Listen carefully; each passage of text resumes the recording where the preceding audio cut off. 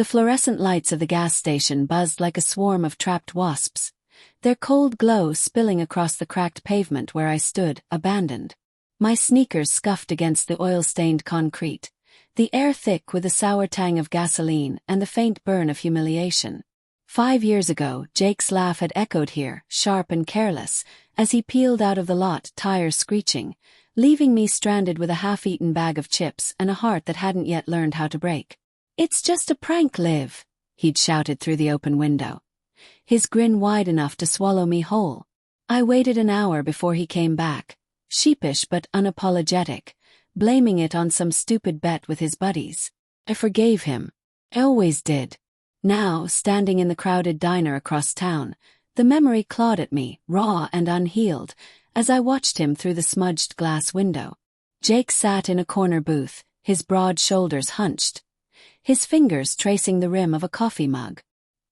He looked older, the boyish charm dulled by time, but his smile still carried that reckless edge. My chest tightened, a familiar ache of love and resentment twisting like a knife. I hadn't seen him in years, not since I left, promising myself I'd never let him hurt me again. Yet here I was, drawn back to this nowhere town, to him, like a moth to a flame that had already burned me. The diner smelled of grease and stale syrup, the clatter of plates and low hum of conversation wrapping around me like a suffocating blanket. I clutched the strap of my purse, my palms slick with sweat, and took a step toward his booth. That's when I saw her. A woman slid into the seat across from him, her auburn hair catching the light like a warning flare. She leaned in, her hand brushing his, and his laugh, God, that laugh rang out, slicing through the din. My stomach lurched. It wasn't just the familiarity of her touch or the way his eyes softened when she spoke. It was the ring on her finger, glinting under the diner's harsh lights, matching the one I'd found in his jacket pocket 5 years ago, the one he swore was for me. I froze, my breath shallow, the world tilting under my feet.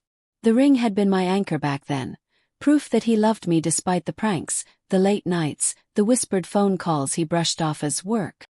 I'd rationalized every red flag, convinced myself his distance was just stress, his secrets just surprises he was planning for me.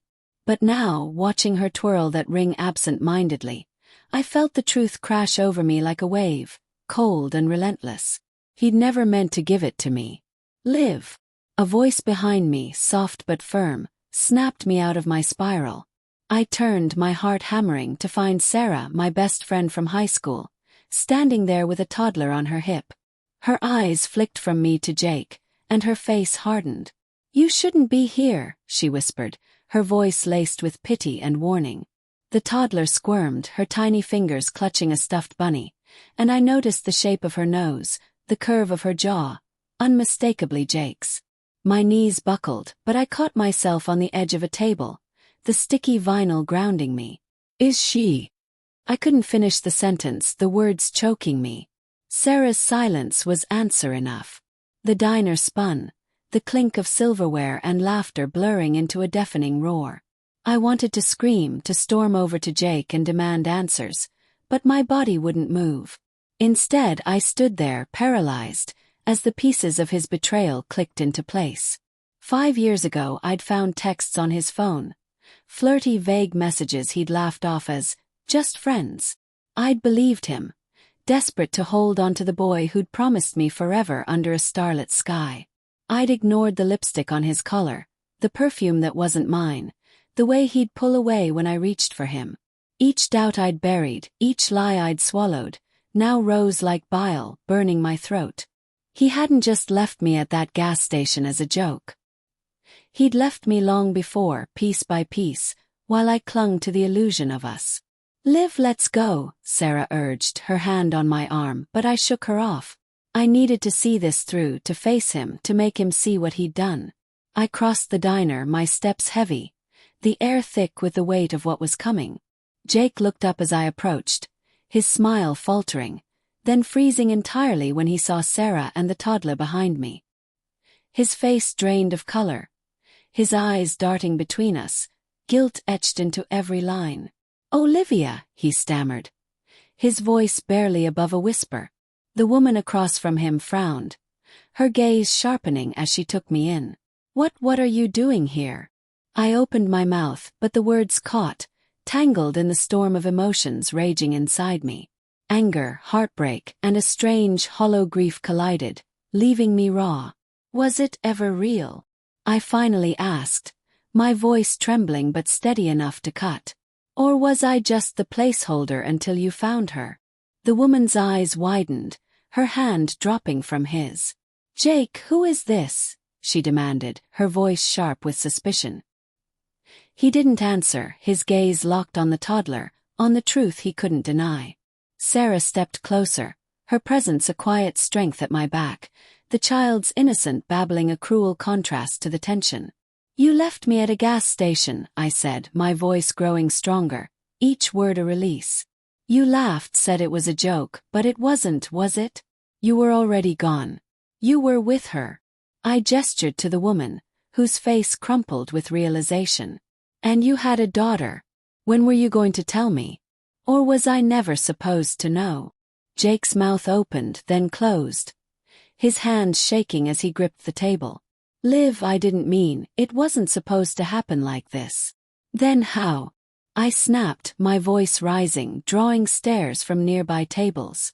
"How was it supposed to happen? You lied to me for years. You let me believe we had a future while you built one with someone else." The woman stood, her chair scraping against the floor, her eyes blazing as she turned on Jake. "Is this true?" she asked, her voice breaking. "You told me you were single. You said." She stopped, her hand flying to her mouth, the ring glinting like an accusation. Jake looked between us, trapped, his charm crumbling under the weight of his lies. "I loved you both," he said weakly, but the words were hollow, a coward's plea. Sarah's hand found mine, squeezing gently, and I felt the toddler's tiny hand brush against my leg, oblivious to the wreckage around her. I looked at Jake, at the man I'd once thought was my world, and saw him for what he was. Not a villain, but a weak, selfish man who'd gambled with hearts and lost. "I'm done," I said, the words final, a door slamming shut. I turned, Sarah and the toddler following, and walked out of the diner into the cool night air. The stars above were the same ones we'd once dreamed under, but now they felt distant, indifferent. Behind me, I heard the woman's voice rise, sharp and wounded, and Jake's desperate stammering, but I didn't look back. The gas station was 5 years ago. This was now. And I was finally free.